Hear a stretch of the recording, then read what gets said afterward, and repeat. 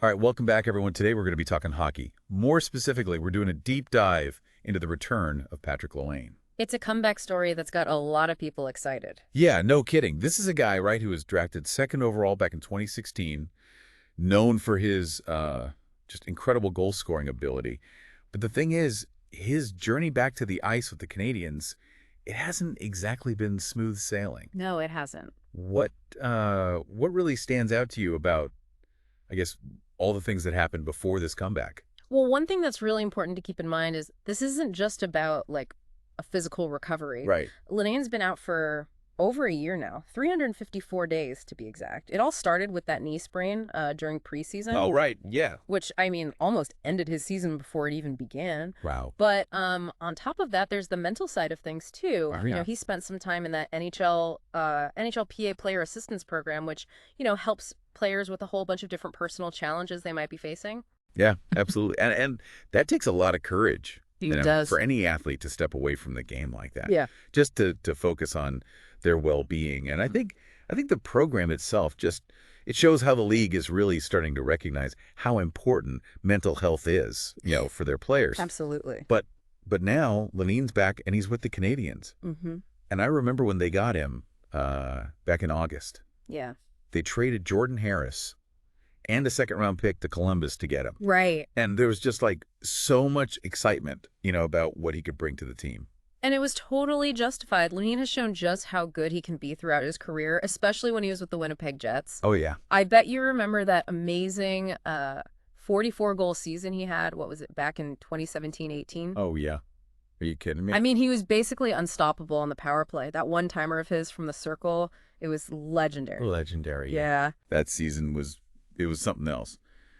But how do you think his game has changed or evolved or, I don't know, like what should we be looking for now that he's in Montreal? Well, I mean, that's the big question, isn't it? Right. Laine's always been known for that raw talent and that ability to just put the puck in the net. Sure. But his game, it has matured over the years. I think he's become a more complete player, more involved in everything that's happening on the ice, not just shooting the puck. But he's had some setbacks, the broken clavicle, up and down performance, and last season getting cut short. Right. It's a mix of potential and uncertainty, especially when you consider where the Canadiens are right now. Yeah. They're near the bottom of the standings. They've been having trouble finding any kind of consistency. Yeah. They were hoping that Laine would be that spark, to get their offense going. Right. But even Laine himself has said that he might not be back to his best, like, right away. Yeah, that makes sense. It's important to remember that he can't just like single-handedly turn the whole team around. Exactly. And like coming back from a knee injury, that can definitely affect a player's mobility and confidence. Oh, yeah. Especially in the beginning. Yeah, it's like you've got that little voice in your head just saying, be careful. Yeah. Be careful all the time. Oh, yeah. That can really mess with your game. It makes you wonder, even if Laine scores, let's say, 30 goals, can he also like elevate the players he's on the ice with, his line mates? Because that seems crucial if Montreal wants to be successful. It's a good point. Because, like, Lemaine's individual success, it'll only take the team so far if they're not all clicking together. Right. We've heard from Kirby Dach, who's supposed to be on the Laine's line, and he's pretty pumped about having that kind of firepower back on the ice. Of course. But it'll be really interesting to see how the whole team dynamic changes now that Lemaine's back in the mix. For sure. And, let's not forget about, the Montreal factor. Like, it's such a hockey crazy city. The fans, they're so passionate. How do you think all that energy is going to affect the Laine? I think it could go either way. Yeah. Yeah. Because for some players, that kind of pressure, it's exhilarating. Right. But for others, it can be just too much. I remember Laine actually said once, if someone plays here and doesn't get fired up, I think there's something wrong with them. It sounds like he's ready for it. Like he's embracing that intensity. Yeah. That's a good point. So I guess it really depends on how Laine manages his own expectations and how the whole team performs together. Exactly. Okay, so we've got this like really interesting mix here. Individual talent trying to get back to its peak, a team that's desperate for a turnaround, and then that unique pressure cooker of playing in Montreal. I mean, what's not to be fascinated by? I'm really curious to see how Laine's personality, because he can be, a bit fiery at times. He can. How that's going to mix with those intense Montreal fans. Yeah, that'll be something to watch for sure. And don't forget about the coach either. Martin St. Louis, he's a key part of this whole thing. Oh, that's right. St. Louis. Mm? I mean, he's known for that player-centric approach of his, right? He is. And he's really good at developing young talent. But how is his coaching style going to work with what Laine needs as a player? And how's their relationship going to affect Laine's development and how the whole team works together? I think we should really dig into that a bit more. Yeah, let's do it. All right. Yeah, St. Louis is an interesting guy in all this, isn't he? He's a guy who had, incredible success in the NHL. He did, yeah. And he was always told he was too small or too slow or I don't know, whatever, too something. But he always proved them wrong. Right. And it seems like he's brought that same underdog mentality, to his coaching.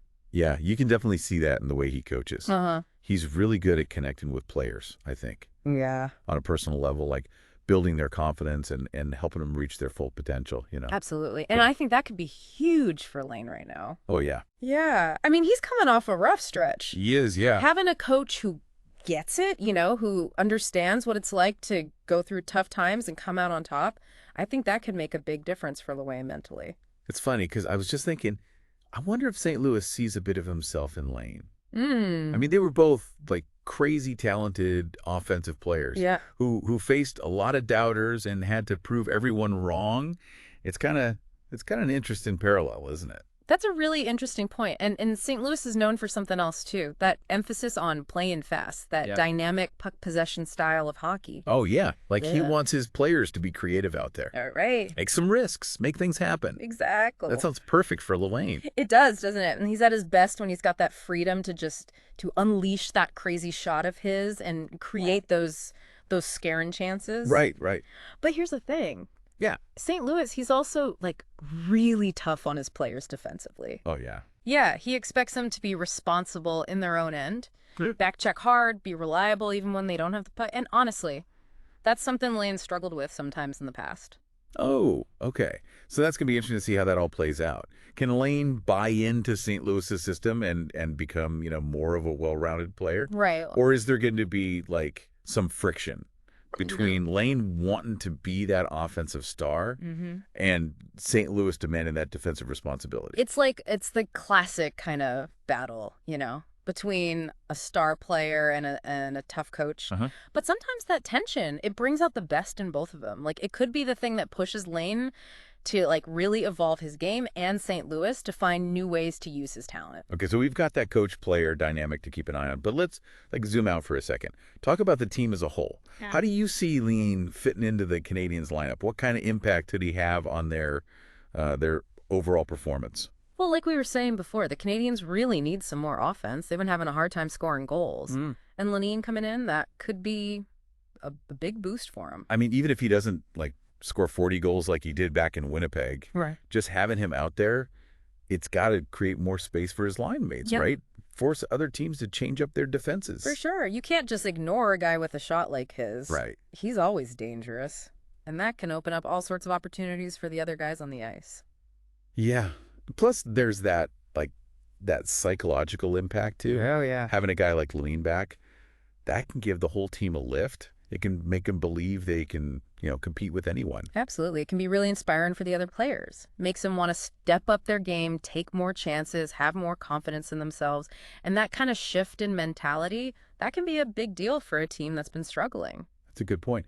But on the other hand, there's always the risk of, I don't know, disruption, right? Yeah. Bringing in a big-name player with a strong personality. Sometimes that can mess with the balance in the locker room. Yeah, that's true. So something the Canadiens are going to have to be careful with. They got to make sure Laine understands his role on the team. Right. That he's not trying to do it all himself. That he's on board with St. Louis's vision for how they want to play. Exactly. It's all about finding that balance. Right. Between letting Laine use his talent and making sure he's also helping the whole team succeed. That's it. Okay, so we've talked about all the mental stuff. Yeah. But what about the physical impact of the injury? How could that specifically affect how he plays? That's a great question. And to answer it, we kind of need to understand how knee injuries can affect hockey players in general, especially a guy like Laine who, relies on those explosive movements and powerful strides to get his shot off. Okay, so break it down for me. What What exactly should we be looking for? Well, for a player like Laine, lateral movement and stability are key. Think about his one-timer. He's got to drive off that back leg, rotate his hips, transfer all that power through his core, and then boom, into the shot. If there's any weakness, any instability in his knee, that could mess with how much power he can generate, how accurate his shot is, everything. Makes sense. And even if, like, structurally his knee is fine, there's always that mental hurdle, right? Like, will he hesitate to push off that leg as hard as he used to? Will he be scared to really open up and take those big strides? Yeah, absolutely. And it's not just the shot either. Oh, right. I mean, just skating in general could be affected. He might not be able to accelerate as fast, make those sharp cuts, change direction as smoothly as he used to. And I mean, that can affect everything. Getting open, creating space, being that dynamic offensive threat we know he can be. So this comeback, it's complicated. It's not just about Laine getting back into physical shape. It's about him regaining his confidence, that explosiveness, and just like the ability to play at the highest level. Yeah, it's hard to say. I think we need to be realistic about the challenges he's facing. It's not very often that you see a player come back from a big injury like that and, just pick up right where they left off. Right.